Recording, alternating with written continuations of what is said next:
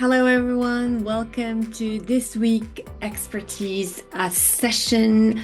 Today's session is going to be on the gold is in the gap and how to turn your decades into your most powerful assets with our guest speaker today, who is Paula Washington. Paula is a strategist, advisor, and a speaker of more than 30 years.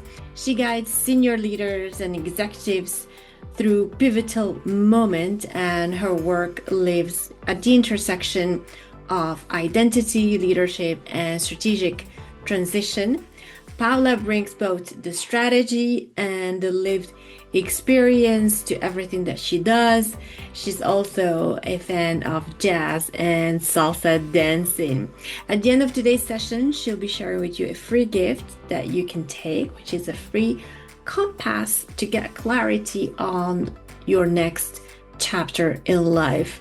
Please join me in welcoming Paula.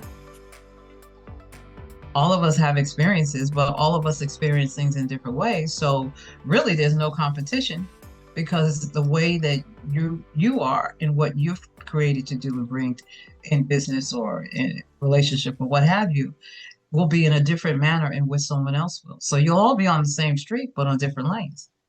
So why not enjoy your differentiation power and walk that out? So the first breakout session conversation would be this. Now, we can do it as a group or we can do it individually. That's up to you, Sophia. And the question is, what changes when you treat your past as strategic capital instead of history? What changes, or what would change? Well, let's get everyone participate in the main room for now. Okay. Yeah. Alfredo's got his hand up. Alfredo, please. Will say changes a lot, and I live it on an everyday basis. And I study coaching in schools that say that a coach should only ask questions. But coming from the business world and being an executive coach, I disagree. I totally disagree with that, because I do a lot of mentoring.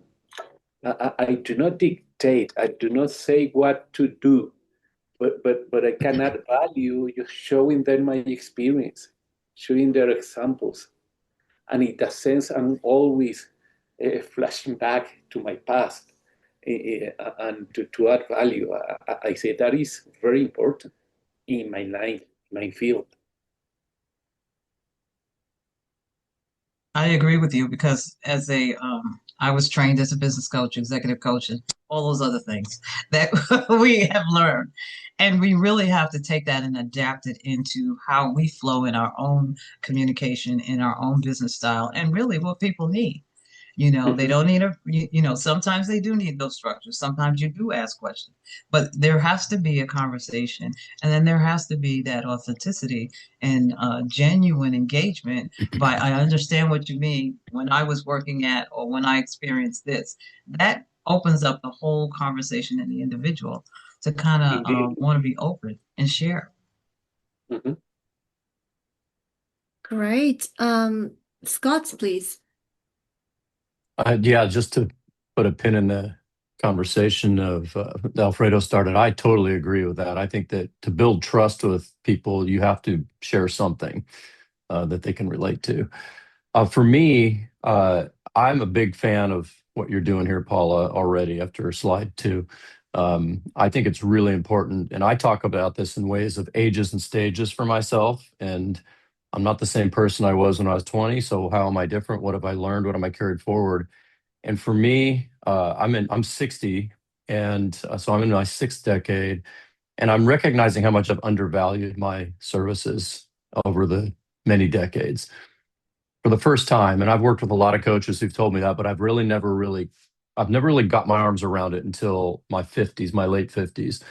And so I'm finding my value today like I've never have before. And I don't think I could have done it earlier. And I don't live in the past. I'm a very present, future forward person.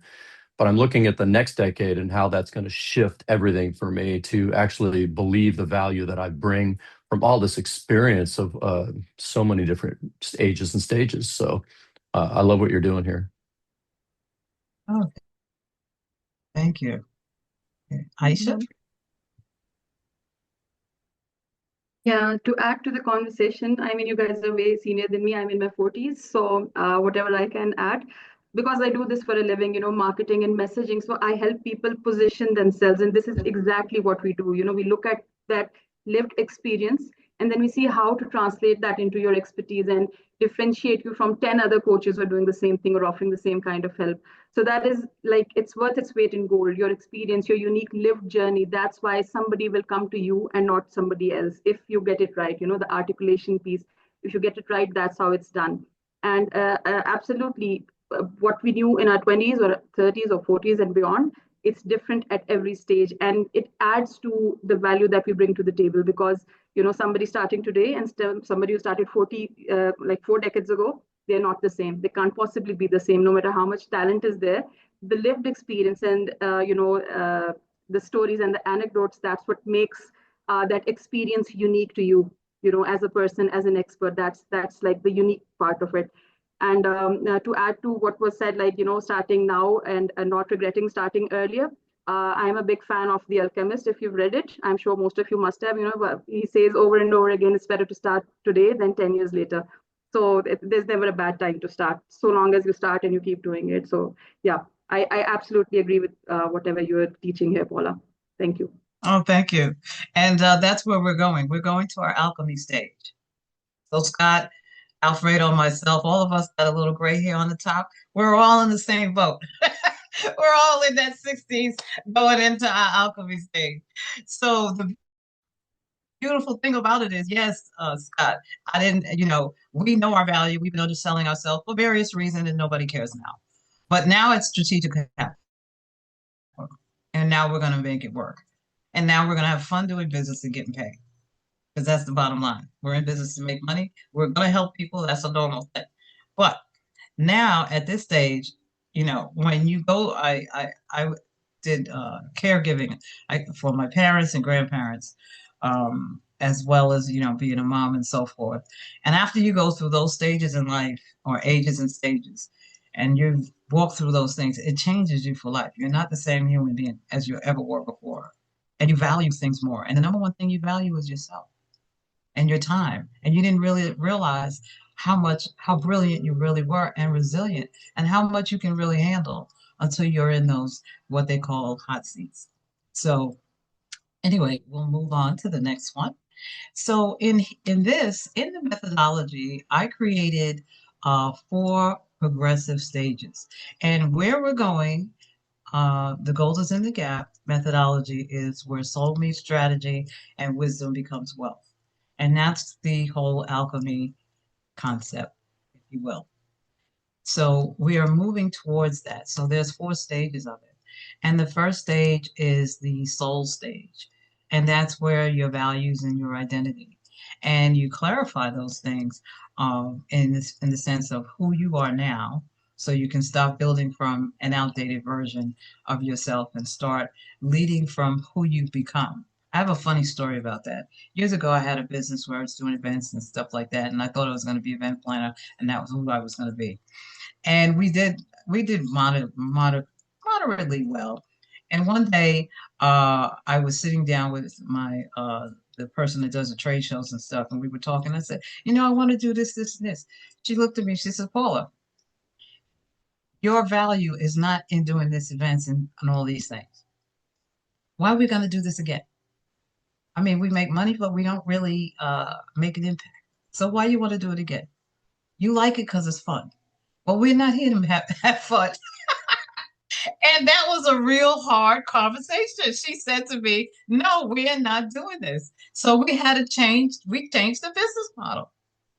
And we made it a larger company where all of the event functions were after a lot of the other things. And we just shifted things around. But that was a real wake-up call, and she challenged me to it. So getting focused in and owning your own stuff, owning what didn't happen, did happen, or will happen, or however it works with yourself, with your clients, whatever you're involved in. When you get to that place and you have that clarity, and then the next step is the strategy of how you're going to move forward. Now you bring the two together because that's what builds the wisdom. So the strategy, they come together, and now we're going to actually move forward with precision on a whole nother level and designing the exact bridge forward with precision and not guesswork. In this, one of the things that I've learned, and one of the things you're going to see in this methodology as we move forward, we're always crossing over something. However, in programs that I've taken in the past and things that I've done in the past, they would lead you to the bridge, but they never walked you through the MidTime of the bridge. So you get from one side of it to the other side.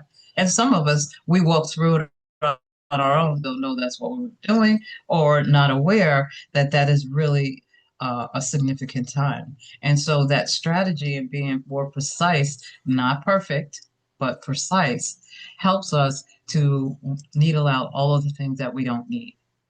So then we're looking at what we're becoming.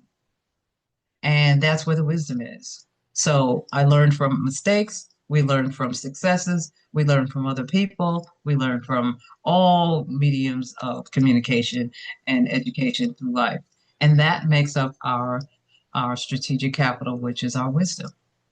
So there we experience is our asset.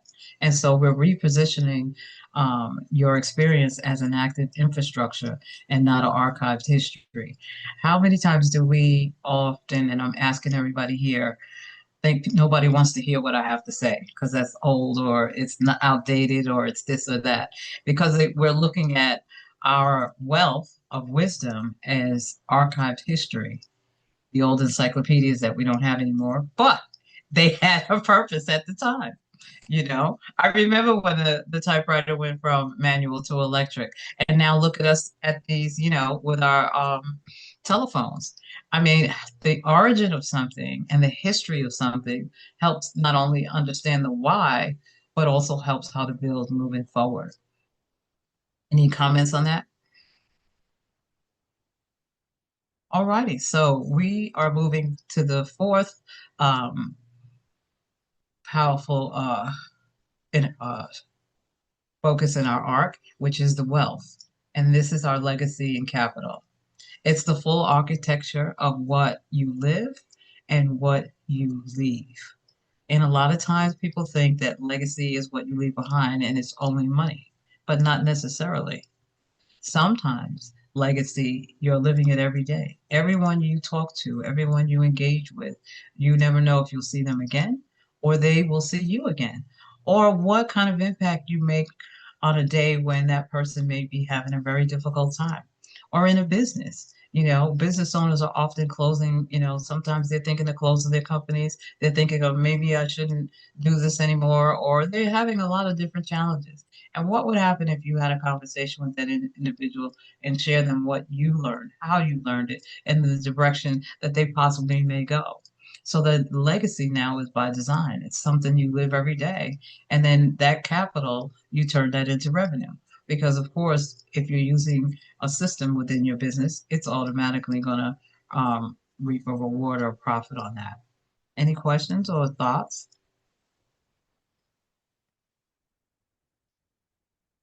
So I broke down the soul and strategy in a way where we can actually look at it as the formula being broken down, and then discuss the teaching moment here. The soul plus strategy is the identity, the vision, and the precision. This is where the crossing begins. Before you build a bridge, you have to know. I'm trying to get this thing here. You have to know who you are now, not who you were when you built the last chapter. Your identity has evolved and your values have been tested.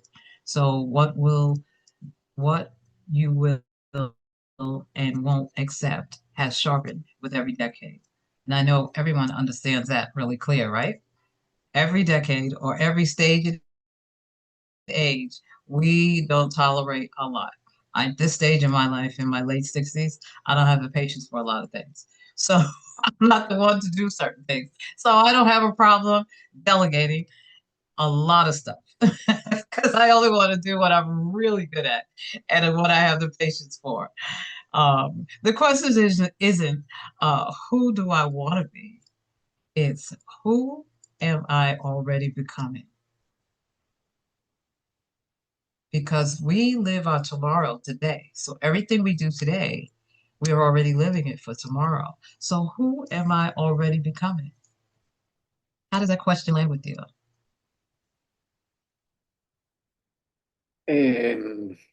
Wow, you got me thinking there.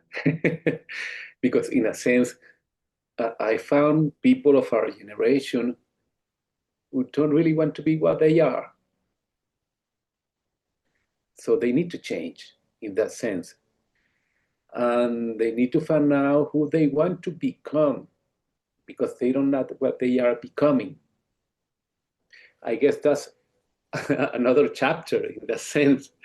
And of course, it's easier, much easier, if you're very pleased with who you are and you can leverage from that. But there are a lot of people of our age who are not pleased, who are not happy. Yeah. So how do you see that? How do you work with that? I agree with you 100%. They're not happy because they regret what I've learned and experienced with clients and individuals. They regret what didn't happen and not celebrating what did happen. Everything that didn't happen, oh well, you let it go. You can't hold on to it. But if I expected to be at a certain place at this stage. Well, unfortunately, things didn't happen that way. But look at what did happen. Look at all of the impact that you have made. Look at the fact that you're healthy, you're still sane, you know, you are physically fit, and you have an opportunity to create something different going forward. And perhaps everything you thought you were supposed to be and do and have is not actually the real direction. I find when life falls apart or things go in another direction that I didn't intend, that that really wasn't the direction I was supposed to be going in. And so acceptance is key to everything in life. Accept what is. And it's not that you are settling for anything. And it's not that you are dismissing the emotion or the feeling or anything that happened to you. We all have overcome tumultuous things. That's going to happen. That's life. It's going to teach you every day. You know, your 40 decade, you're liberating, but then at the same time, you may have kids going to college, and that's an interesting time. You may be caring for parents. That's an interesting time. Whatever is happening, there's always going to be an yin and a yang. And so as you get older, instead of regretting and being angry towards that or not accepting it, embrace it. And it takes Yes, courage. I'm in line with you. I live on the premise that the past is perfect, no matter how it was, because you cannot change it. Right. And yes, that's how I approach it. That's how I approach it. But in essence, it might well mean that it's like working with ikigai. If, if people might well not be exercising their passion, might well not be in their flow in that sense. To be on that, they will need to do a very different thing with their lives. Is embrace it. In that case, have the courage to do that. Of course, leveraging on their past experiences without being critical of that. And forgiveness. Forgive yourself. A lot of people don't forgive themselves and they stay angry, or they stay angry at somebody or themselves, and everything else's fault. It's an internal, it's soul to strategy. Moving forward in order for me to have a happy life and to move forward in the direction I want to be, to build the business and draw the clients and that I want to work with, to collaborate with companies around the world and do incredible things. I have got to reconcile with myself and put that energy out of joy, a prosperous life, abundance life, but all of those things that are good. Otherwise, it's not going to work and it's not going to move forward. Felicia? Hi, yeah, I was just having a conversation with a friend earlier on, and something I used to really struggle with was feeling that I was selfish. And that was, as much in my personal life as in business. And if I wasn't doing all the things and helping all the people, then I wasn't doing what I was supposed to do. And I think just from watching this and just talking, it just came to me that, it is part of the soul's evolution to do what you're meant to do. And that may mean that you're having to say no to so much more than you did at one time. And that's, I see that as a really positive thing, that it's not actually being selfish, that it's actually following where your soul is actually telling you to go. And funny enough, I do this work with other people as well, but it's not always that we connect that with ourselves. And once I've got to this stage of cutting back or not doing everything that I thought I had to do, I recognize how precious time is. And you really prioritize what's important and the clients you want to work with and how you want to work. So, yeah, I really love what you're talking about. Thank you. Oh, you're welcome. And everything you said, I love the way that you expressed it because it is so true and it is an evolution, like you said. And one of the things, especially with women, we were socialized to do everything for everyone else. We were always last. I know in the US that's how it was. I'm not going to say everywhere else, but I'm just saying from that experience. And with that in your back of your brain, and then you're working in a corporate environment, and then you're going into entrepreneurship and you're managing a family and all of this. And that's where that guilt comes. And when we grow up, so to speak, we realize, hey, wait a minute, I'm an individual. I deserve to live my life and enjoy every moment of it. And you could call it selfish, whatever. I am going to do what I need to do for me first because we are human beings first. And when we serve ourselves first, everybody else gets the benefit. So I appreciate you sharing that. The little teaching moment I have here is identity doesn't expire, it evolves. The leader you are today was built by everything you've navigated. And the work here is excavation, not reinvention. So we're pulling out all that stuff and going to the next. Scott, did you want to say comments on this point?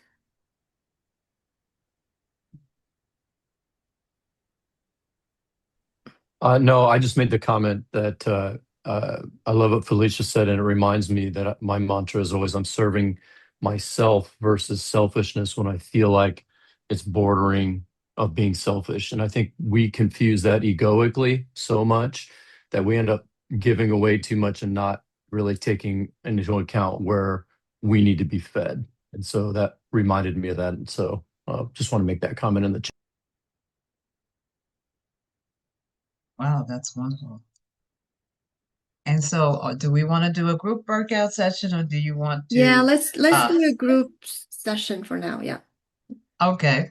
Okay. So the question here is, where is the tension between soul and strategy requiring a new level of infrastructure for your next move?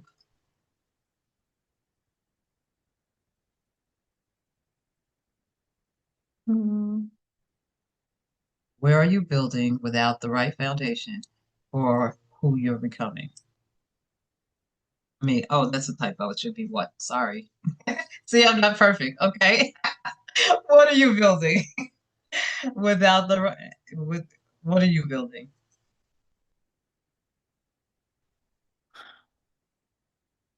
All right, welcome back.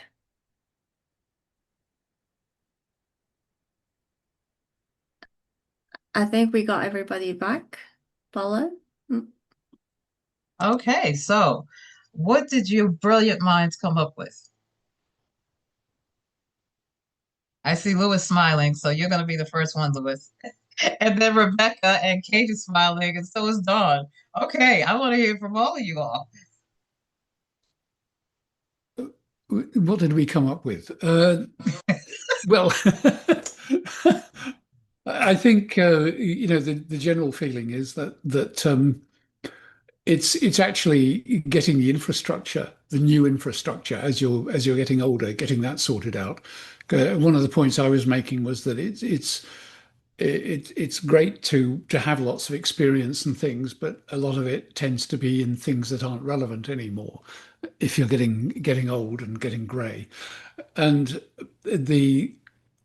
so the new infrastructure is one where not only do you have to learn about being yourself, but also learn new skills, but also the other part of that is to communicate that through an infrastructure that may be unfamiliar to you, and to an audience who are probably, without sounding superior, probably pretty naive. And we talked about the use of AI and how you need to push back with AI and challenge it. But at the same time, I said, well, look, just get people to look at AI first and then come back to you for the questions, because that's where you can really add value. But it's a multi-layered issue, I think. As you get older, this idea that you can actually just sort of that people are going to sort of lap up your wisdom and experience, it just doesn't necessarily happen without building that kind of infrastructure, which can be quite challenging. Interesting. Interesting, Rebecca.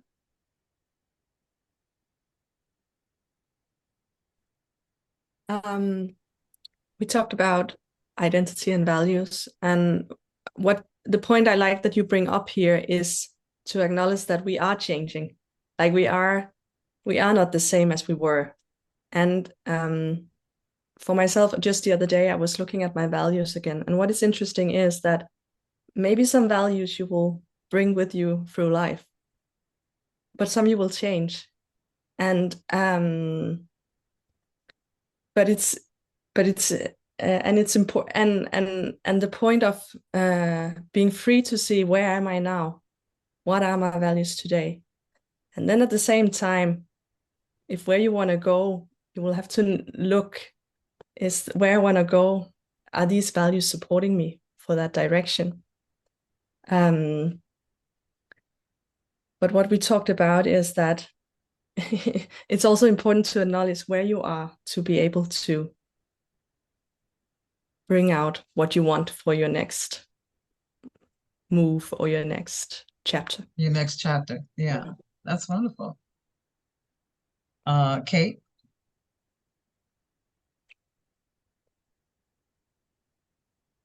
Yeah, Or Kat? can I say Okay. a few words? Sure. Yeah. Hello. Yeah, we had a nice discussion with Dawn and Kat, and what I found out is that actually this presentation is really timely for everybody. Kat had this is moving from designer to consultant. Dawn has a lot of experience in different fields, etc. And myself, I was in the industry, now I'm in the academic fields, but for example, it was interesting what Dawn has said is that she has a lot of experience in different fields, but the question now is how to use all this as a capital today, especially in the era of AI everywhere. And I think this is a challenge for everybody, how to capitalize all this experience and to use as a real capital today. That's wonderful. It's so, thank you. It warms my heart that everybody feels this is for now, because this is I'm bringing out something that I'm very passionate about. I've done it in the background, but haven't really brought it to the foreground. So I'm so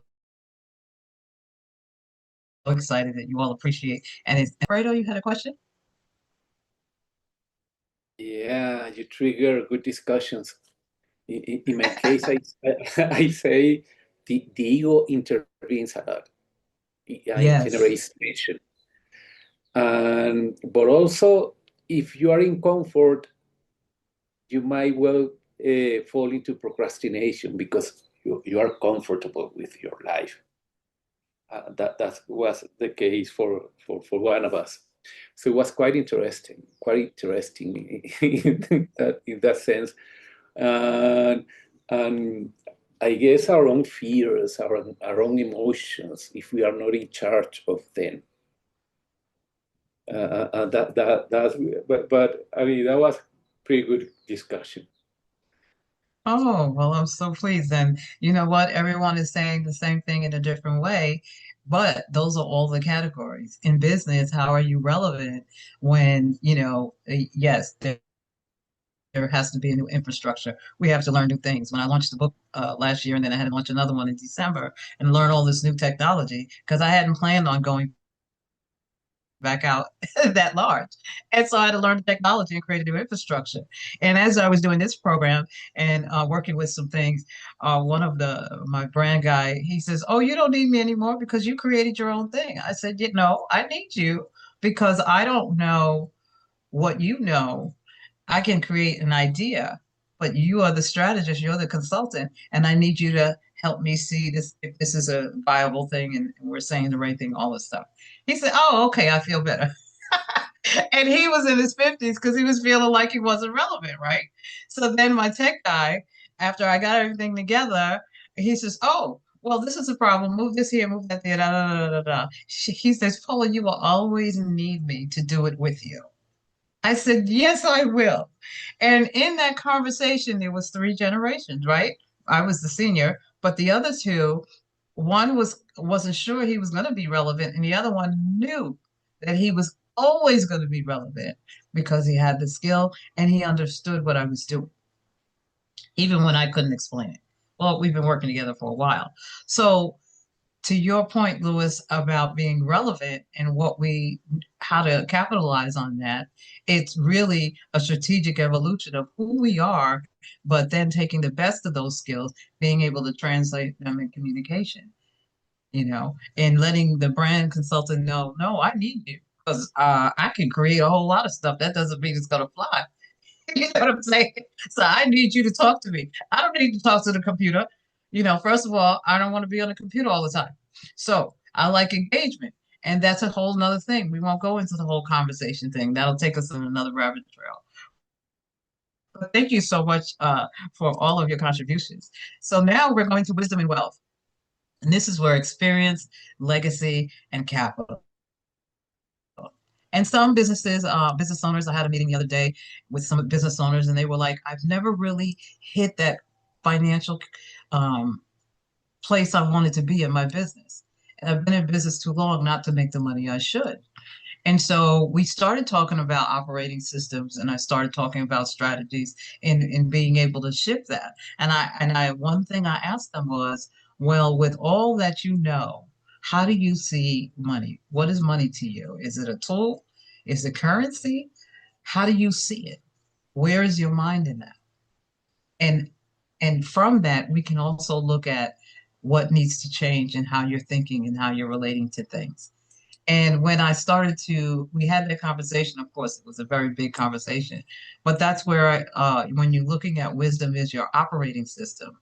Now you have a history. You know what works and what doesn't work. I know when people come and give me all these ideas and stuff, that's not gonna work. It's not gonna fly. I don't shut them down immediately. I just let them say what they have to say, and then we come to a conversation and how we're gonna manage it.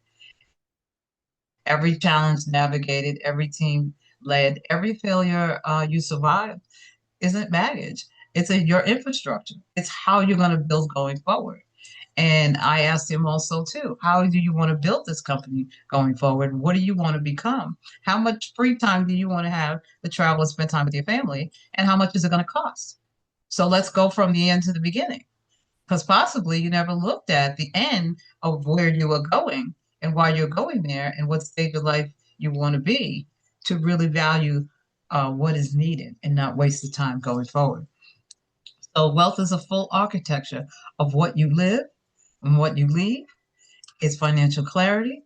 It's the legacy by design and the impact and the intention of it. Wisdom is what happens when experience meets reflection.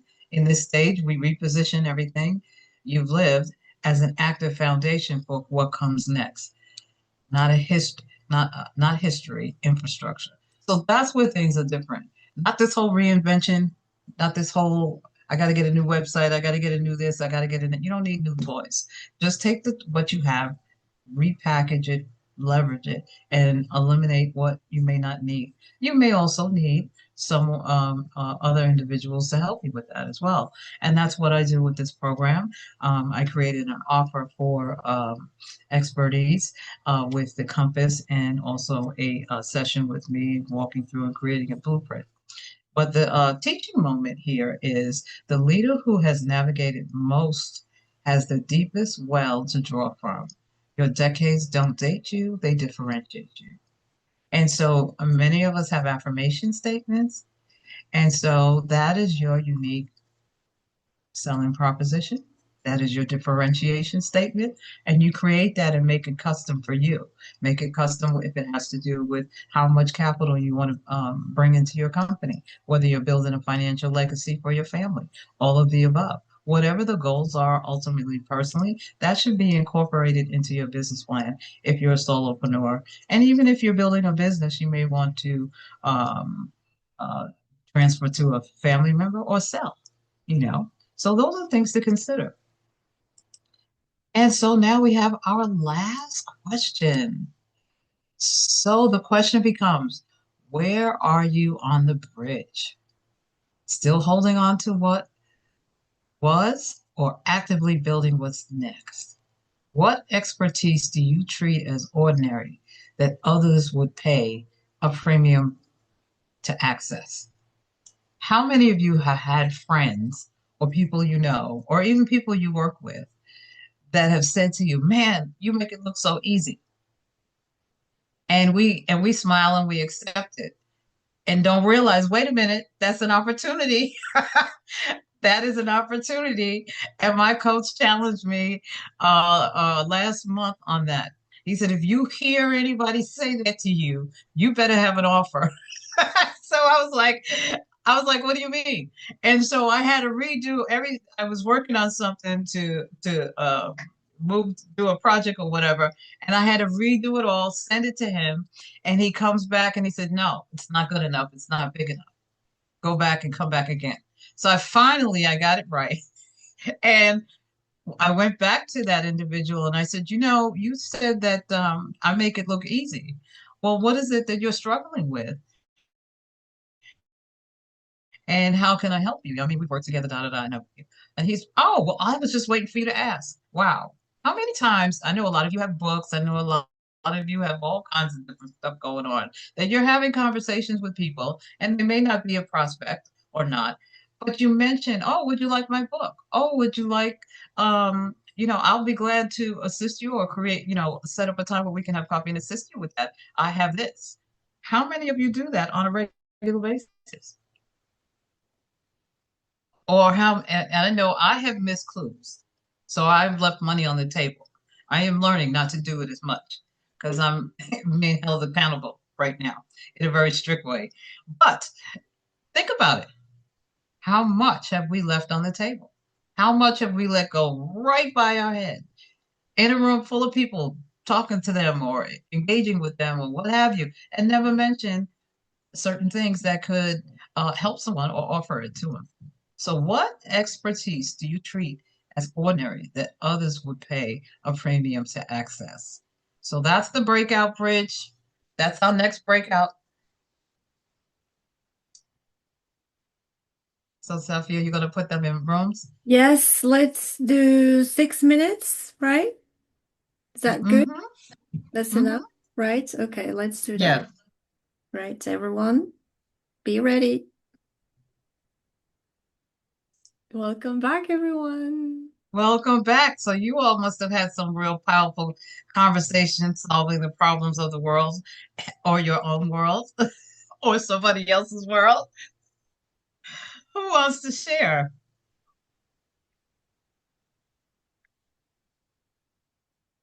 Anybody? Nobody? I'll share from our group. Yeah. Okay. We talked a lot about the value that we bring, and Alfredo and I, our group, are on the other end of the bridge where we're balancing our value by not giving away our products or our services because we love doing what we do so much, and yet we're leaving ourselves behind. And so Kat and Alfredo and I had great conversations around what that means and that we can include ourselves in the process. And it's just I'm at the stage and age where I'm starting to understand that. Wonderful, wonderful. I want to share with you all a conversation I had with my coach yesterday about all this technology stuff. But anybody else want to share? Don? Oh, Joanna, how about Joanna? Because Joanna has so much to say about this topic. And Okay, Joanna, I can't see her. yes. I only see four. Sorry for putting you on the Four spot. people. Yeah, I don't see anybody else. I only see 4 people on my screen, so I don't know who's there. Thanks, So, Paula, me under the bus. Come on, you can do That's it. why I call them the same people, because that's all the people I see. I don't see anybody else. Paula, if you switch to the meeting tab, you'll see everyone. Okay. Let me see. So in my group, there was Amanda, Faith, and Rebecca. Amanda is working with you, Paula, so we got a little bit of how you helped her get to that place. And Rebecca and I were aligned on the fact we know we are leaving money on the table because we like to help people and we just jump in, when people ask. And unfortunately, Faith, we didn't have enough time for Faith to share. So maybe, I don't know, Faith wants to share. I'm not sure. Well, thank you, Joanna. Oh, and I'm so glad Amanda was in there. I love her. That sounds really good. Yeah, Faith, I think she's the youngest of the Go ahead, Faith. right? I'm the youngest. Probably, right? I think so. Okay, so yes, I think I'm the youngest, and I think as young as I am, I should I say struggle with imposter syndrome that even things I'm really great at, I kind of feel like maybe someone else out there is better than me, and I likely don't want to share it because, or even teach people, or even share that I'm an expert at this thing because I feel like there's someone out there better than me. So I'm definitely leaving money on the table. It's so bad that I hardly post on LinkedIn because I feel like I might make a mistake and someone somewhere is going to see that I'm wrong at something I'm doing or something I said and I'll get corrected. I don't know if that's a thing, but it has not helped me push myself further than I'm supposed to have gone or even network with people far and wide as I would want to. So, yeah. Well, that's an excellent comment and good awareness that you have about yourself. I wouldn't label it as imposter syndrome. You are the youngest of the group, so you're building your confidence.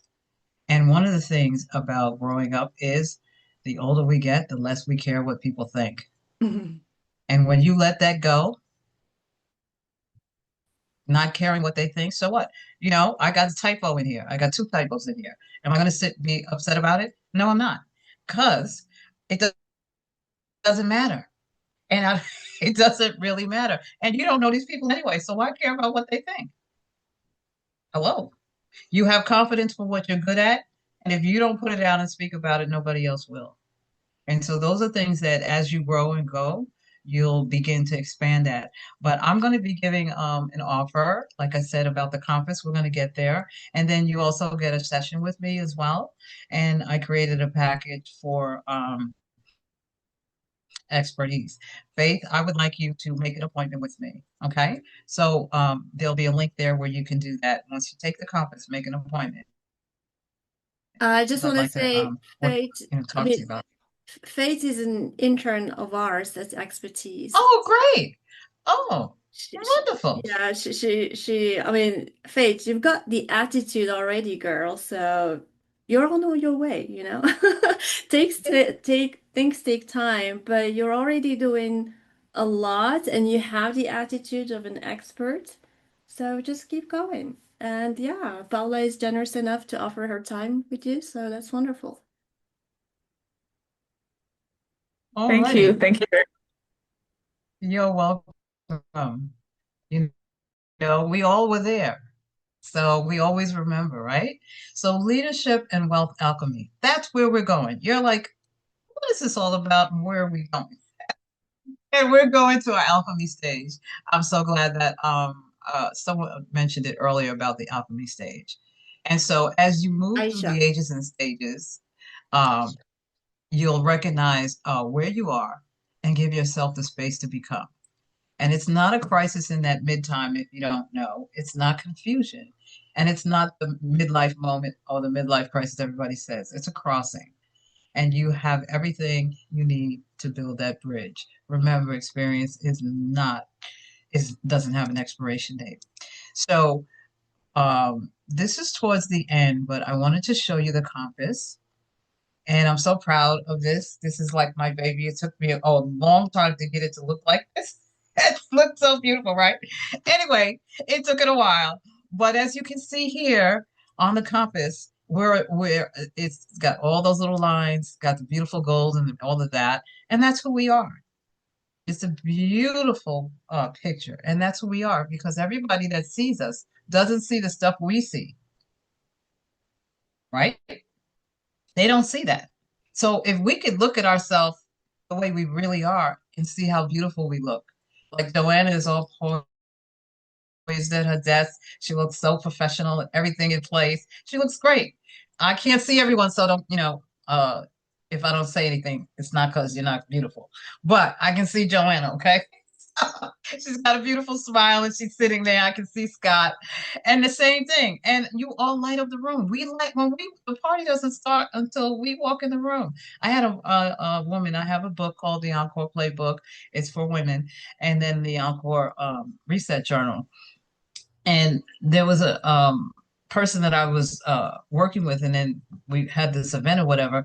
And she says, "Oh, she always felt that she was late and behind and fear of missing out and all those other fears or whatever." I said, "Well, if you don't, until you walk in the room of your own party, it doesn't start. So until we show up, it doesn't start. So why are we thinking we're late or we missed out or we made a mistake? Whatever." Nothing starts until we show up. So when you take the Golden Gap Compass, it's a strategic diagnostic. It's not a tool like anything else you have ever taken before, because this tool measures your mid-time and where you are in that mid-time. Actually, the gold is in the gap. So there's 4 different stages leading to that alchemy mastery. And it's going to measure those things. And in it measuring that, it gives you an outline and a story and all about that. And then I walk you through it. Now for expert ease, what I did is usually the session after this would be a debrief and blueprint. And then you would do your leadership bridge. But what I did was I combined all of them together for expertise in a package that you can sign up for. And that's a $500 package. However, before we get there, just going over the compass with you and providing you with your results and what it looks like and how you would like to move forward with that. There is a link when you complete it to set up an appointment with me, and there's no charge for that as well. Well, I thank everybody. I took the test, Paula, and the score is out of 50. Is that correct? Yes. Yes, it is. It's out of 50. Is there like a poor score and a good score, and how does it work? That's the beautiful thing about this work. There's no right or wrong answer. The higher the number doesn't mean anything unless you know what the matrix is. The higher the number only shows you where you are on the scale. We're not measuring good, bad, up, down, none of that. We're looking at where you are. So let me get those links for you and put them in there so you have them. Okay. Great. In the meantime, if you guys have any questions for Paula, in fact, Carl, I was watching your workshop earlier today, and some nuggets you said during your workshop are so linked to today's session, don't you think? So you're talking to me? Yeah. Yes, a lot of it is very similar. Um, the the whole gap, I think what today is about, the gap between where we are and where we could be or should be, and how one navigates through that, I think is the intention. And it is true. If we don't continuously focus on building ourselves, then that gap could start to grow, which I think is Paula's message. Well, thank you, Paula. Absolutely. That's great. There is a Amanda. Yeah, Amanda. Can't hear you. Sorry, my computer's doing weird things. Yeah, I wanted to jump in and encourage anybody who is in the weird squishy time, no matter how old you are, work with Paula. I'm going to tell you right now, she's a magician. I can't say enough about her. I worked with her in a workshop back a couple months ago. I think it was a couple months ago, right? I think it was. Yeah. You know, I started out a business one way and it never felt quite right. It was always kind of itchy and it didn't feel like it fit me. And between working with her and working with I have a web designer. What is happening? Oh my God. Care? Oh my God, computers. Oh, I'm having a war with technology today. Between Paula and my web designer, I am finally sitting in a position with my business that feels actually like me, not something that I was just trying to do. And not because I couldn't do it, because I could, but it wasn't satisfying me, if that makes sense. It wasn't filling my soul. And now she's helped me get my business to a point where it feels like it fills my soul now. I'm doing something that I love and that I'm good at, and that people have said to me, God, you make that look so easy. I wish I was more like you. And I'm like, well, you can be, hire me. See, she did it. You know, and that's it, you know? So, but yeah, I can't encourage you enough. Paula is amazing and she is brilliant and she sees things from angles that I never saw. So yeah, go for it. Get it, girl. Yeah. Amanda, is the recent pivot, was it because of Paula or thanks to Yes. Paula? Yes, it was That's because her. of working with Paula. It was because I worked with Paula. Okay. Because I knew something was off about my original business model and my original plan. And I describe it like shopping for clothes. Like you find a shirt you really like and you try it on and it feels just a little too snug. It's a little too small. But then you find the right size and bam, it's like magic. Like you feel like you could take on the world if you had that shirt in that size. And that's what working with Paula did for me and my business, was it made it fit right. It wasn't just, it's like that, you know, that double-breasted tailored suit versus just a sport coat and pants, you know, that kind of thing. It really just made it feel much cleaner, much crisper, and much sharper, and much more me than the original idea was. So yeah, I mean, I can't say enough. I mean, Amanda, just to say, we haven't planned for this testimonial because usually you're No, I'm not getting paid. There's no kickbacks. No, you're no, in your no, no. Spanish class This is usually Amanda at being this a time. mouth.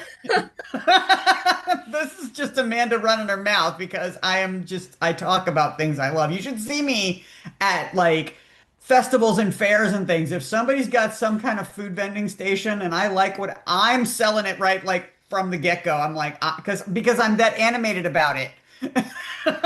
But yeah, Thank you.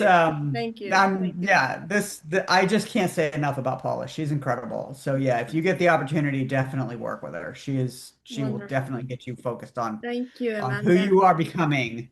So Great. Anyone has any questions for Paula before we go? And Dawn, by the way, you heard Sunny all weekend talk about Joanna. She's here. She's right here. Oh, that's Joanna. Okay. Okay. Okay. People seem to be sharing themselves. I don't know how you do all that, so I'm just sitting here, but that's fine. Well, just for you to know, Joanna, Sunny was sharing all about the 2000, experience you guys had together in the same company. Yes, he was. Yeah. It was a pretty unique moment in life, I have to say. Yeah. He shared a few bits. Interesting. It's the foundation of our training and, in a way, who we became today. Well, it sounded like a very interesting training. I don't think I'll say more than that. Let's say created resilience. Yes, I think so. Absolutely. Can I share one thing about technology? Please.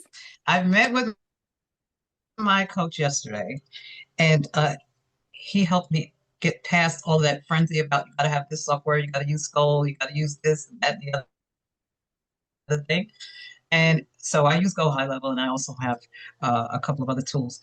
And so he went through all the tools with me and showed me that based on your niche market and how you want to work with business and how you want to serve your clients and how you want to actually live, you don't need all that other stuff. Focus on what works with you. Build that out. He's had his system, his Go High Level system, for 6 years, and he was telling me how he's built that out. He only uses 2 other tools, and one of them I'm using. The other one I'm going to go to because he's using it and he can help me. But anyhow, he was saying you don't have to go to all these different tools. You don't have to listen to all of this stuff about all the latest and greatest with AI, because what it'll do is cause you anxiety at this stage. You have a niche market. Your clients you work with, they have a niche market. If you're not in technology where you have to be up on all of those things, how are those things going to help you build and grow your business and make money if you're spending your time trying to learn new stuff, wasting money on courses, wasting on money on this, that, or time on this, that, and the other? Because every time we give away an hour or 2 or whatever to another program or system, we're losing our own productivity time. And then, I've been seeing clients who've been coming out of corporate and they're spending their money on all of these large, fabulous programs, but they have no business foundation. And then when they come to us, their capital is low. So the reverse of that is us being ahead of that and helping our clients not waste money in places they don't need, and giving them the confidence to focus on the technology that they currently have. Be aware of what's going on, but focus on what works and build that out. And it has to do with your niche market. It has to do with what your niche is. Whatever your niche is, that's going to drive your business, because that drives your personality and that's your why. So that's what I learned yesterday. As a lifelong learner, that's a real trap, because you want to be fed and you want to get more education, but until it's put into application, it can be a plateau that you don't recognize sometimes. So I appreciate that.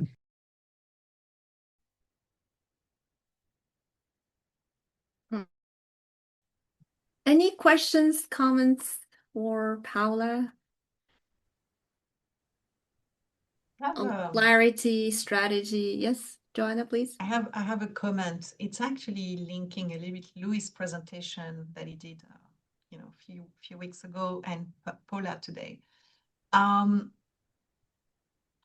you just told us to go into our niche in order to be an expert, and this is all expertise is about, finding our expertise and putting it out there. And while I'm going through the process of reinventing myself, changing identity, I'm changing identity, name, everything, from scratch.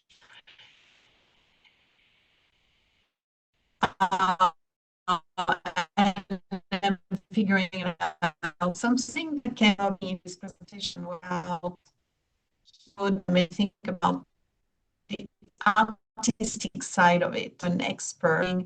We take pieces of everything we see around us and we create our own version of it until we can become an expert. And we're always evolving. So, You said reinvention, I say strategic evolution. So you're evolving to the next level of your creativity and your expression in your life and business. Yeah. That's exciting. Thank you for sharing that. Sure. And thank you for all of you too. When you present, we definitely get a lot out of it. We can't wait for your session, Joanna. Yes. And we get to see all of your new stuff. Work in progress in my own head. That's great. So, Monet, what do you think of all this, especially in the age of AI and how technology is moving so fast and how we need to keep updated? And at the same time, some of us may have the fear of missing out, and some of us feel like overwhelmed with how things are moving so fast, and we have to keep being trained and up to date with what's going on.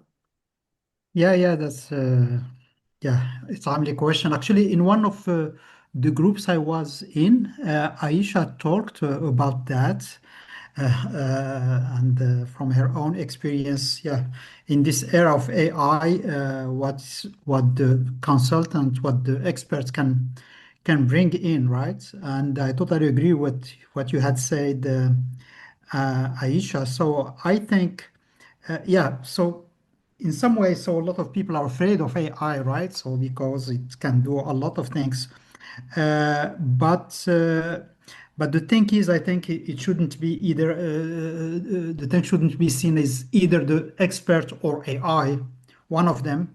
But the idea how to the experts can leverage AI to make a better decision, better coaching, better everything.